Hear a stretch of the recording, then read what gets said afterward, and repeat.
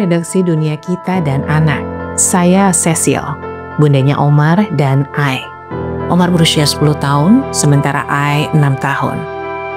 Kalau boleh bermimpi, saya ingin sekali punya anak yang akur. Kakak yang sayang pada adik perempuannya dan adik yang mengidolakan kakak laki-lakinya.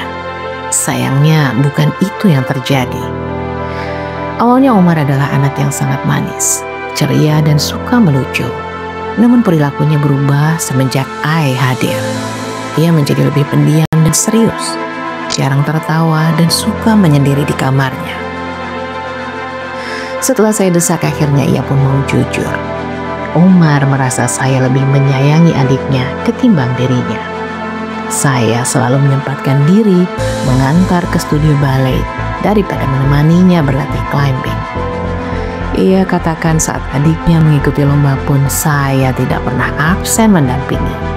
Ia lalu mulai menyalahkan dirinya yang tidak tertarik mengikuti kompetisi seperti adiknya. Putra saya lalu protes karena saya jarang mengambil rapotnya dan menyerahkan tanggung jawab itu pada ayahnya. Ia berkata, "Kalau sama aku Bunda males-malesan, kalau sama adik aja Bunda langsung semangat. Bunda pilih kasih." Seperti disambar petir di siang bolong. Tanpa sadar selama ini saya telah menyakiti perasaannya. Di redaksi Dunia Kita dan Anak, rasanya saya sudah gagal menjadi ibu yang baik bagi putra saya. Saya tidak pernah bermaksud pilih kasih, tapi ternyata justru itu yang saya lakukan. Maafkan Bunda ya Nak.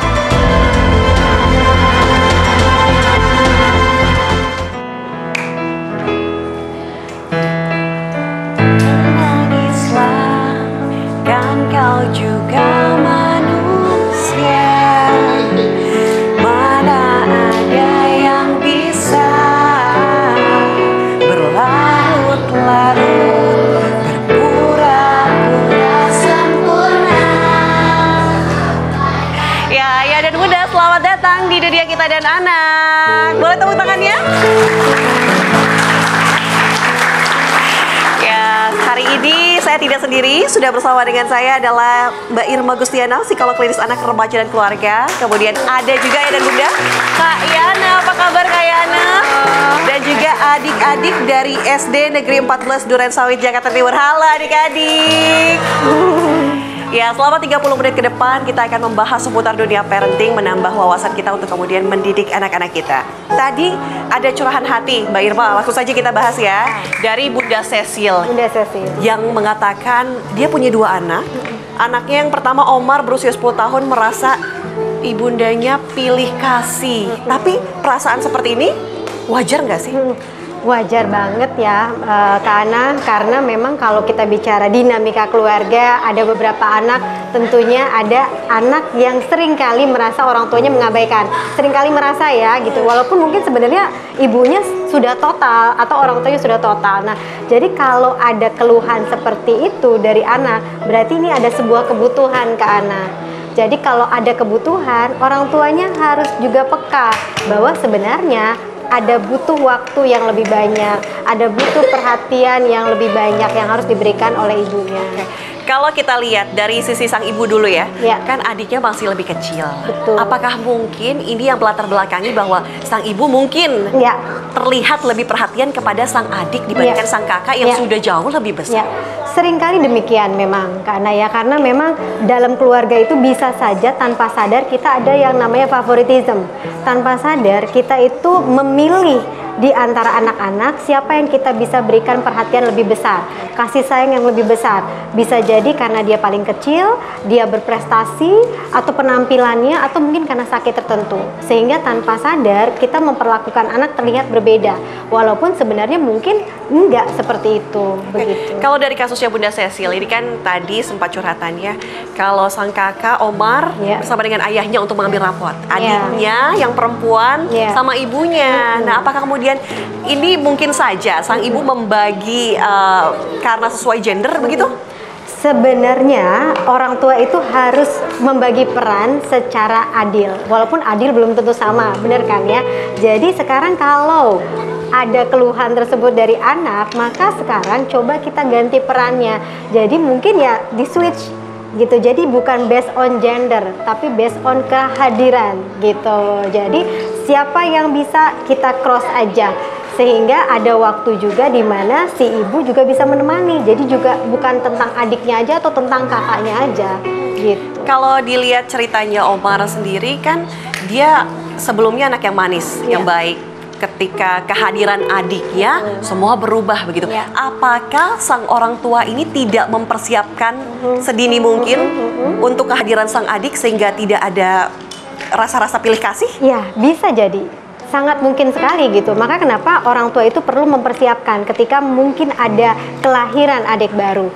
Jadi si kakaknya diberikan edukasi bahwa kita akan kedatangan tamu baru di dalam keluarga adikmu, maka sebagai kakak kita saling support yuk. Kamu bantu apa yang bisa kamu bantu. Jadi anak mendapatkan peran. Ketika dia dapat peran, dia tervalidasi kehadirannya. Katakanlah sudah terjadi masalah seperti ini, seperti yang terjadi di Bunda Cecil ya. Artinya kan keharmonisan antara adik dan kakak ini agak terganggu ya. Bagaimana cara memperbaikinya? Bisa terganggu gitu ya. Jadi kalau situasinya seperti ini, tanpa bimbingan, tanpa koreksi, maka nanti lebih bermasalah lagi. Ya, jadi kalau dalam keluarga itu dinamika persaingan itu pasti ya. Persaingan tuh biasanya lebih kepada perhatian. Jadi mereka sama-sama ingin mencari perhatian orang tuanya. Mana nih yang lebih perhatian ya? Maka sekarang yang harus dilakukan orang tua adalah membagi itu. Membagi perhatian, membagi waktu, membagi kasih sayang dengan si anak-anaknya. Jadi kita mengoreksi lagi nih apa yang salah. Kemudian ada waktu-waktu tertentu. Kalau saya sih menyebutnya sebagai special time. Jadi orang tua perlu special time dengan si kakaknya, special time dengan si adiknya.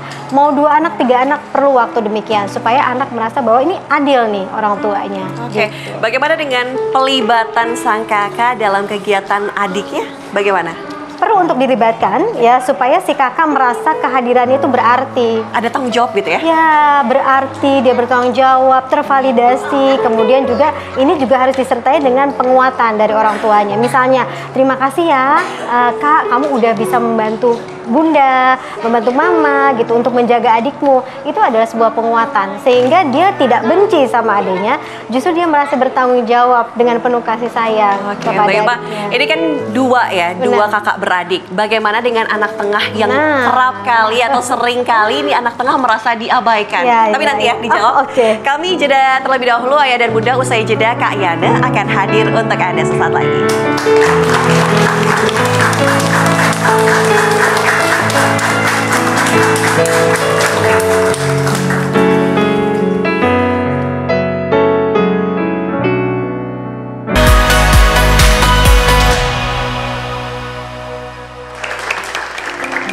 Halo Ayah Bunda yang ada di rumah dan yang ada di studio. Nah, kali ini Kak Yana akan membacakan cerita yang kakak ambil dari buku karya Kak Yana, judulnya Aku Dengar Nasihat Mama, Berbakti Kepada Orang Tua.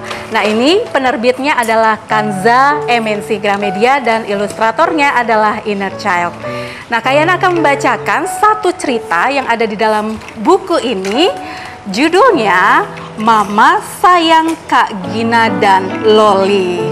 Nah, suatu hari nih adik-adik, ada seorang anak perempuan namanya Gina. Dan ia memiliki seorang adik namanya Loli. Nih, tapi Gina seringkali merasa jika papa dan mamanya hanya sayang kepada adiknya. Apalagi nih, suatu ketika Loli itu jatuh di taman, kemudian lututnya berdarah. Mama pun menghampiri Loli dan terlihat sangat perhatian kepada adiknya ini. Gina pun nampak sedih nih teman-teman, melihat perhatian Mama terhadap adiknya itu. Dan lagi-lagi Gina merasa jika mamanya itu pilih kasih. Saat makan siang tiba, Gina juga melihat Mama tengah menyuapi adiknya itu. Dan ia pun berkata di dalam hati, Mama belum pernah menyuapi aku makan. Coba aku tidak punya adik. Pasti Papa dan Mama hanya sayang kepada aku, kata Gina sambil menangis menuju kamarnya. Nah, di sini adik-adik ada yang suka merasa gak kalau mama sama papanya hanya perhatian terhadap saudaranya saja? Ayo. Enggak ya? Di sini? Enggak ada? Oh, tunggal. Ya, memang kita harus percaya bahwa ayah dan ibu kita itu sayang terhadap anak-anaknya. Kita lanjut ya ceritanya. Tiba-tiba Mama pun mengetuk pintu kamar Kak Gina nih. Mama yang semula ingin mengajak Gina untuk makan siang, tiba-tiba kaget melihat anaknya itu sedang menangis. "Kamu kenapa, Nak?" tanya Mama. "Mama tidak usah peduli padaku. Mama kan hanya sayang pada Loli." Mama pun meminta maaf kepada Gina. "Maafkan Mama ya, Nak, sampai kamu punya perasaan seperti itu. Tetapi rasa sayang Papa dan Mama sama besarnya terhadap Gina dan Loli. Karena kalian berdua adalah anugerah yang diberikan oleh Tuhan kepada Mama dan Papa. Hanya saja Loli itu masih kecil sehingga masih membutuhkan bantuan Papa dan Mama untuk melakukan sesuatu." Itu kata Mama. Dan mendengar nasihat Mama, Gina pun tersadar akan kesalahannya. "Maafkan Gina, Ma. Gina sayang Papa, Mama, dan juga Loli." Tak lama kemudian, adiknya pun datang. Gina pun juga memeluk Loli dengan erat. "Sini Loli, Kak Gina juga sayang terhadap Loli." Dan Mama pun nampak bahagia melihat kedua putrinya saling menyayangi.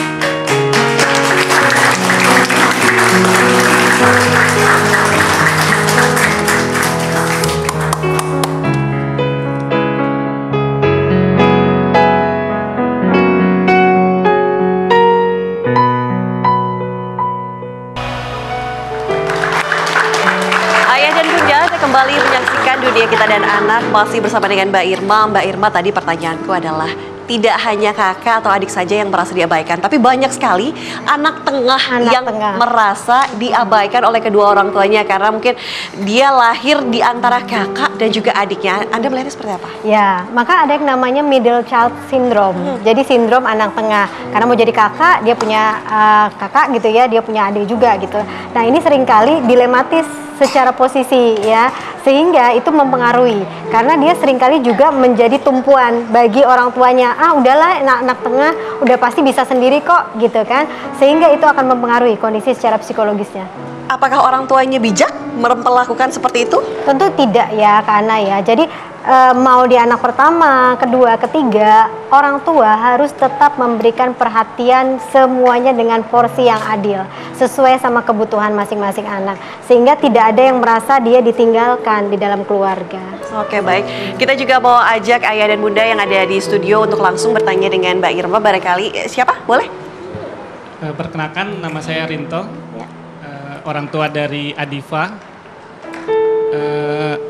Pertanyaannya mungkin berhubungan banget ini. Kebetulan alhamdulillahnya kita baru dikaruniai adik juga. Dia sekarang berumur 1 tahun. Pas awal-awal mungkin ya, awal-awal dia mungkin juga merasa seperti apa,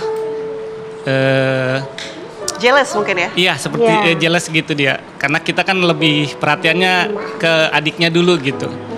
Bagaimana sikap kita agar tidak ada kecemburuan mungkin yang nggak muncul perasaan itu, padahal kita enggak gitu, nggak seperti itu, nggak pilih kasih gitu. Ya, artinya kan sesuatu yang wajar dan alami ya. Kalau kedatangan sesuatu yang baru, seseorang yang baru itu menimbulkan perasaan kayaknya tersaingi dari segi perhatian. Tapi yang harus di-highlight adalah orang tuanya tuh, ayah dan bundanya udah peka gitu. Ternyata peka nih, kok sepertinya si kakak ada perasaan cemburu. Nah, lalu kemudian poin kedua, sudah mengajak diskusi dan bicara. Itu udah sesuatu yang juga sangat baik. Artinya si anak kelihatan ada bedanya, lalu ayah bundanya berusaha untuk mengkomunikasikan. Nah, sekarang yang harus dilakukan adalah memelihara hubungan itu supaya si kakak punya rasa cinta yang besar juga kepada adiknya, punya rasa tanggung jawab yang besar juga gitu ya sebagai seorang kakak. Sekarang memang perlu untuk melibatkan si kakak dalam aktivitas sehari-hari, misalnya tolong jagain adiknya, terus kemudian tolong bantu bunda gitu ya. Plus jangan lupa juga special time buat si kakak itu juga harus ada. Jadi walaupun ke adik kita berikan perhatian khusus, tapi si kakak juga ada perhatian khusus yang mungkin gak akan pernah hilang gitu. Oke, baik, sudah ya. Kalau misalnya ini adik dan kakak itu merasa orang tuanya pilih kasih karena mungkin dibanding-bandingkan, Ya. bagaimana?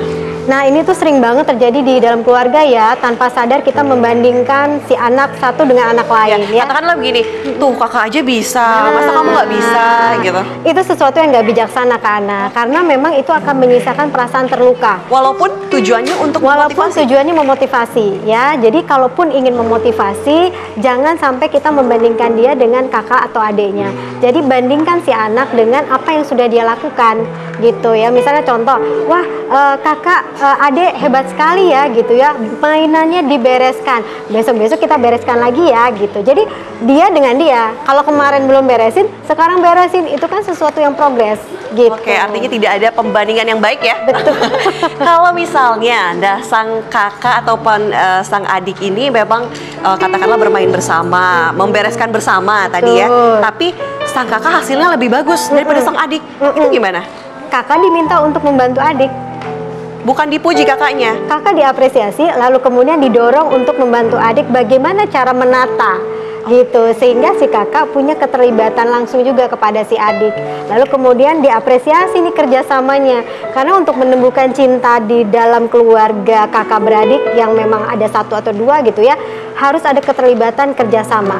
Jadi memang harus dicari kesempatan untuk mereka main bareng, sehingga orang tua bisa memberikan apresiasi secara bersamaan untuk sebuah kelompok. Nah, kelompoknya kebetulan namanya siblings atau saudara. Oke. Banyak yang mungkin orang tua belum aware mengenai hal ini ya, dengan membanding-bandingkan kakak dan adik. Nah, dampak untuk anak yang memang sudah terlanjur dibanding-bandingkan dari kecil, seperti apa? Banyak sekali yang merasa tidak diberikan dukungan yang maksimal ya, sehingga efeknya nanti ini ke anak pada saat dia sudah dewasa. Jadi perasaan kebencian itu tidak hanya kepada orang tua, tapi kepada si saudara kandungnya, sehingga empatinya jadi kurang. Misal kalau misalnya adik atau kakaknya terjadi sesuatu, dia tidak ada rasa ingin melindungi karena ada perasaan terluka yang dulu waktu kecil dia dibanding-bandingkan secara langsung oleh orang tuanya gitu. Jadi memang ini loopingnya panjang memang, jadi nggak instan hari itu, tapi ini kalau sekali dua kali itu kan masuk ke dalam perasaannya, dipendam dalam tubuhnya. Kan tubuh kita arsip emosi ya, karena sehingga nanti luka itu akan muncul pada saat nanti dia dewasa. Oke, ini kalau misalnya kita lihat hal yang mungkin kerap kali dilakukan oleh para orang tua adalah menurunkan barang-barang sang kakak ke adiknya, entah dari mainan gitu ya, atau baju masih bagus, bisa nih dipakai adiknya. Kakaknya yang baru beli, adiknya udahlah pakai kakaknya. Bagaimana? Banyak terjadi ya di dalam keluarga gitu ya. Nih siapa nih di sini yang ngelungsurin barangnya nih? Gitu ya. Mungkin ada ya terjadi. Ada gitu ya. Sebetulnya bukan karena barang itu dilungsuran, tapi lebih kepada maknanya sih. Misalnya gini, Dek, ini kakak waktu itu sayang banget sama baju ini, terus sekarang ini coba deh kamu pakai gitu kan, kamu juga pasti bisa menyayangi baju ini seperti waktu kakak kamu menyayangi. Jadi lebih kepada warisan kasih sayangnya. Artinya bagaimana kita mengkomunikasikannya. Benar gitu. Jadi intinya adalah ini barang ada, masih bagus, kamu juga bisa pakai gitu ya. Nah, ini intinya lebih kepada kebermaknaan tentang objek itu. Terus misalnya mungkin mamanya juga bisa bilang, bundanya bisa bilang, ini waktu itu bunda beli misalnya di kota apa, ya kan? Ini ada kenang-kenangannya. Kakak pernah pakai, bunda juga pengen kamu pakai ini. Pasti juga sangat bagus buat kamu gitu. Jadi intinya kita menciptakan suasana hangat bukan karena persoalan barang itu bekas atau lungsuran. Gitu. Bagaimana cara kita mengkomunikasikannya juga. Baik, terima kasih Mbak Irma sudah hadir di Dunia Kita dan Anak. Terima kasih ayah dan bunda yang juga sudah hadir di studio TV One di program Dunia Kita dan Anak. Akhir kata, mungkin kita bisa mengambil hikmahnya dari kisah yang anak-anak ternyata ada juga merasa pilih kasih. Kita harus bagaimana membaginya lebih adil lagi, lebih baik lagi, lebih bijak lagi. Jangan lupa tetap saksikan program Dunia Kita dan Anak pekan depan di waktu yang sama. Sampai jumpa.